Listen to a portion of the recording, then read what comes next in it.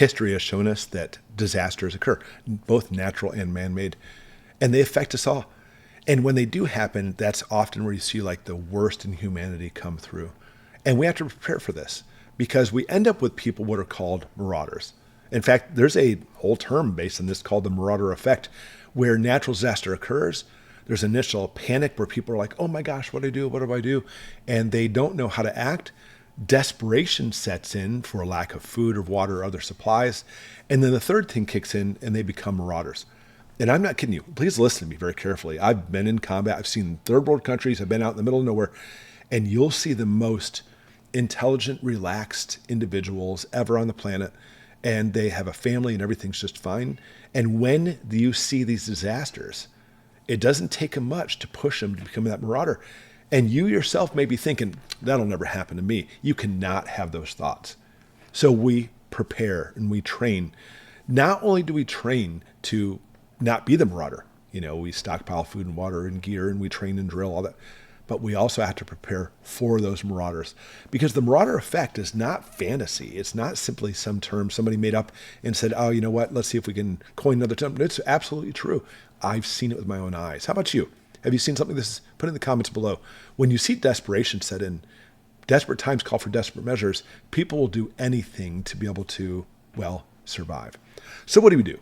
There's 4 things we're going to take a look at, and it's a very short video, just something to keep in mind to be able to prevent or go against marauders in case they come after you. Number 1 is operational security, OPSEC, as we call it in the military.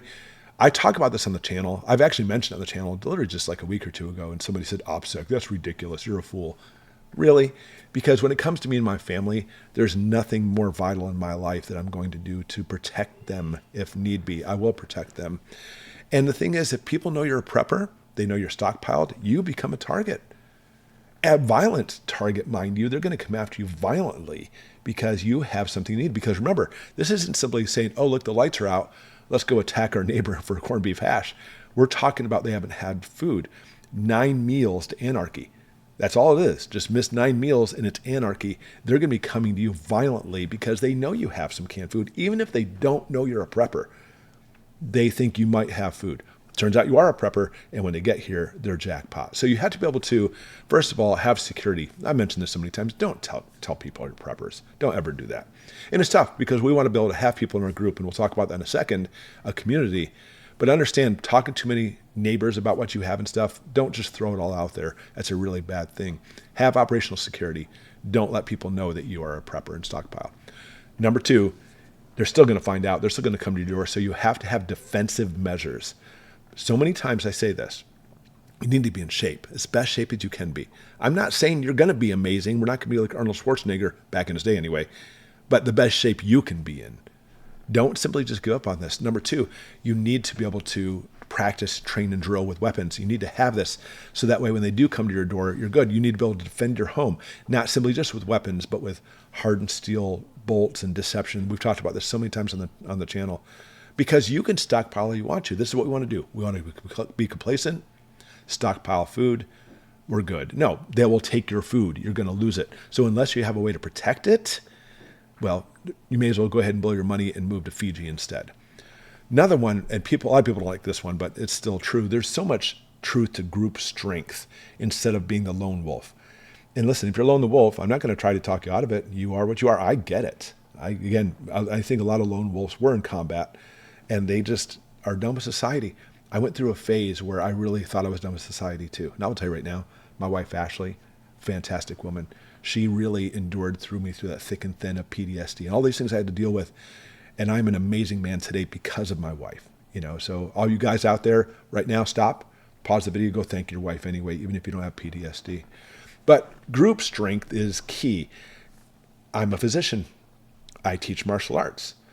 I'm a expert expert fireman. No, not fireman, firearms. There's lots of things I can do, but I can't do everything. I'm an okay mechanic. I like mechanics, but my neighbor's a mechanic. I may not be able to do this, but I can do this. So sticking together as a group for that reason. But secondly, establishing patrols, having duties for people. Who's going to watch the kids while I'm out in patrol or watching? What happens if I need to sleep on occasion? All that comes into play. Do you know the Nazis actually literally gave methamphetamines to all their soldiers constantly, so they never had to sleep for days. Of course, they came crashing down after. We can't do that kind of stuff. You don't want to do that stuff because you will crash down afterwards. So you have to realize that other people can take up that slack, and we work together as a community. So with that, you don't want to just let everybody know you're a prepper, but you can set up prepper groups without even giving them your name. Go down to your local gun store or farm store or pawn shop or library and put up flyers and say, hey, we're having a preparedness meeting here and here. Do it at a park. You don't have to give them your name or phone number or anything. And once you start to trust some of those other people, you find the ones you want to share that with so you can actually set up that group ahead of time. But here's the big one that a lot of people overlook. And I think people who haven't been in combat often miss this one.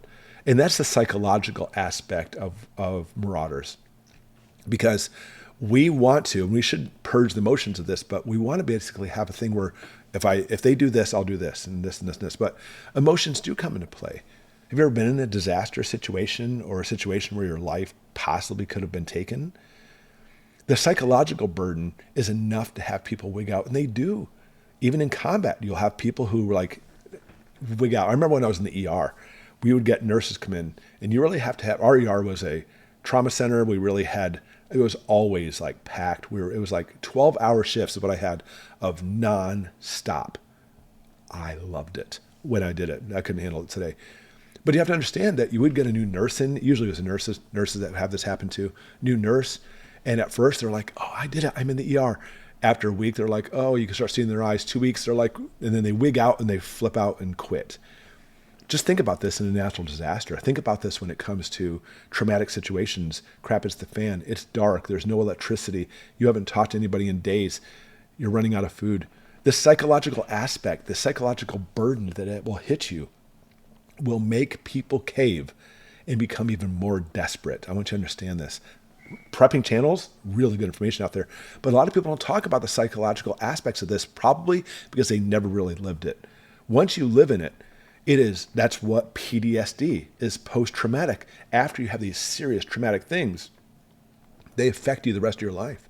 And so all you can do is prepare so you don't have to endure that again, or make it at least so when it does happen, it's going to be less problematic on you. So there you go, guys. Marauders are a very real possibility. Obviously, we prep so we don't become marauders, but that's not why we prep. We prep to be able to thwart off these marauders. It's a very good chance they're going to be coming to you, because it's estimated if we see the grid going down, you ready for this? Over 90% of the population is going to die within a month because they're going to be looking for food, becoming desperate and violent. That's the stuff we have to prepare for. The Marauder Effect is very real. And as preppers, we have to be able to get ready for this before the time comes. Thanks for watching, everybody. Huge topic. Obviously, something we need to prepare for. We'll see you next time.